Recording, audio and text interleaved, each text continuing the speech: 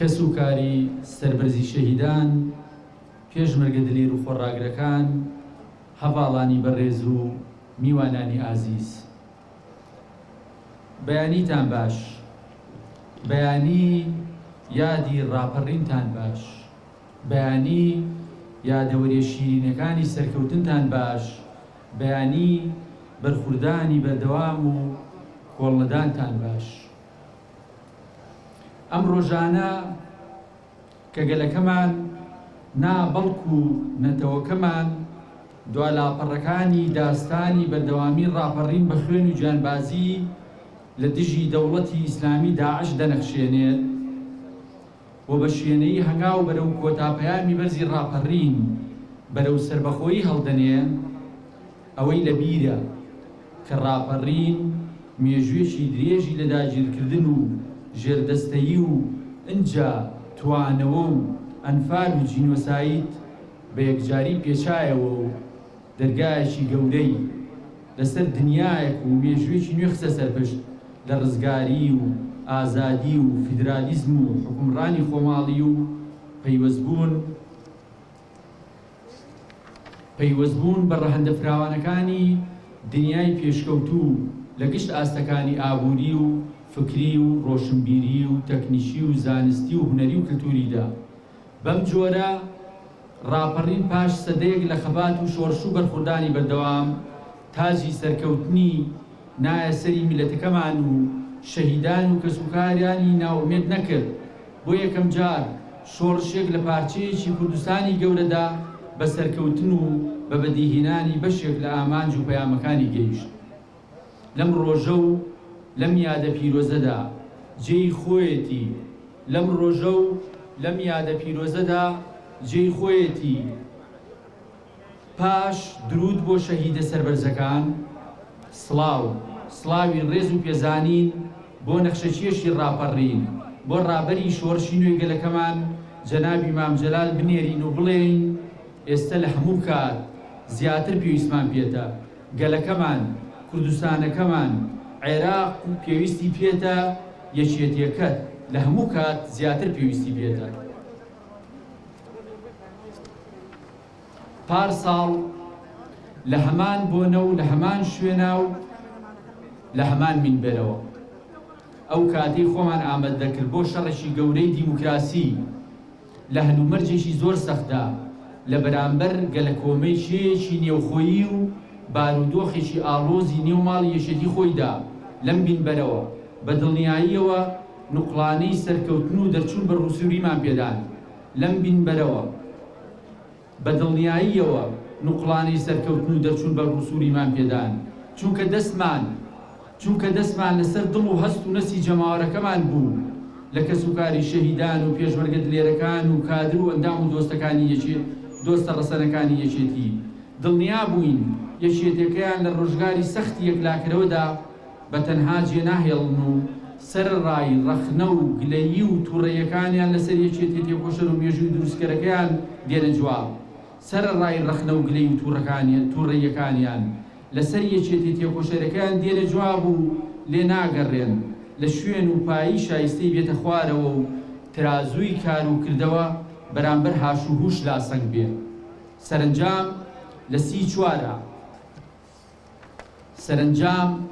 لە سی چوارە جەماوەرەکەی یەکێتی دواقسەی خۆیان کرد و دۆست و نەیاری یەکێتیان بەو سەرکەوتنە سەرتاسەریە تووشی سەرسوڕمان کرد. ئەمڕۆژ هەمان خەڵکی بەپەرۆش و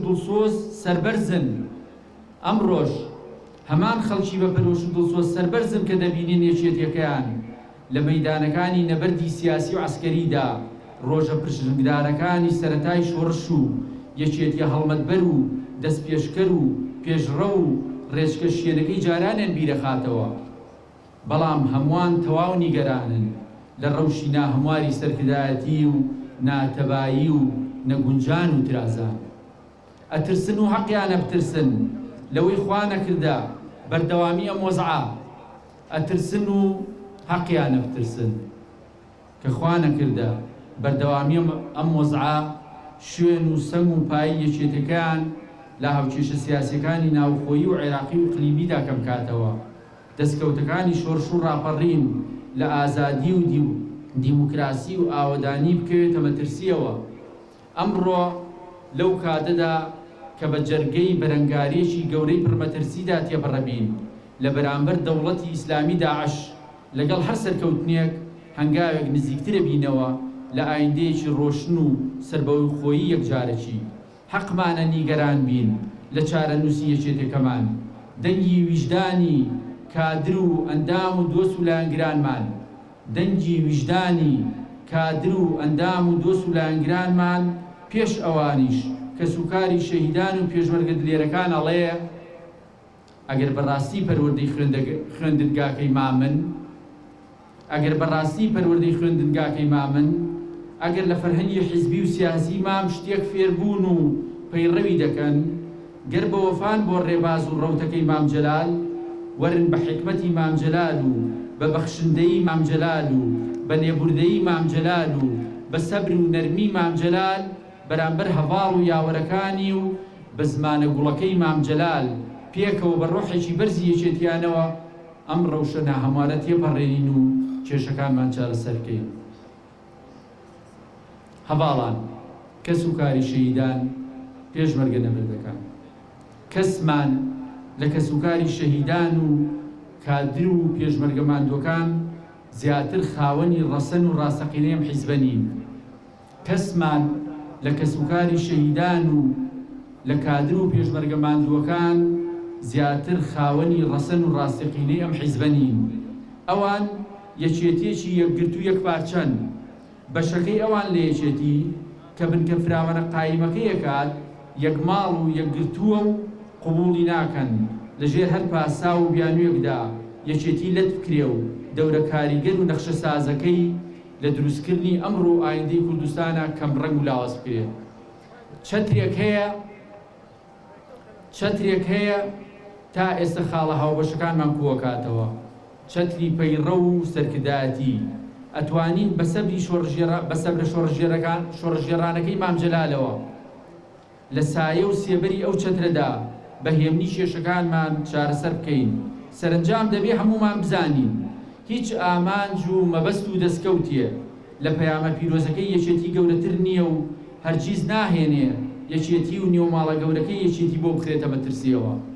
بیرمان نەچێت سەروەری و سەرفرازیمان بە یەکێتی و هێزی یەکێتیەوە بەندە و جەماوەر و بەشێکی زۆر لە هێزە سیاسی دڵسۆزەکان پاراستنی ئازادی و دیموکراسی و عەدالەتی کۆمەڵایەتی لە بوون و بەهێزی یەکێتیدا دەبین و دەناسن. ئەمڕۆ لە هەموو کاتێک زیاتر یەکێتی بوون شەرەفێکی گەورە و لێپرسراوێتێکی گەورەیە. ئەمڕۆ لە هەموو کاتێک زیاتر یەکێتی بوون شەرەفێکی گەورە و لێپرسراوێتێکی گەورەیە. هەر شەکاوە بێ ئاڵا ڕەنجینەکەی کوردستان، هەر شەکاوە بێ ئاڵا سەوزەکەی یەکێتی، سەربەرزی بۆ شەهیدانی کوردستان. ئێوە شەرشاد و سەرفراز بن. مەڵبەندی ڕێخستنی سلێمانی یادی ڕاپەڕ.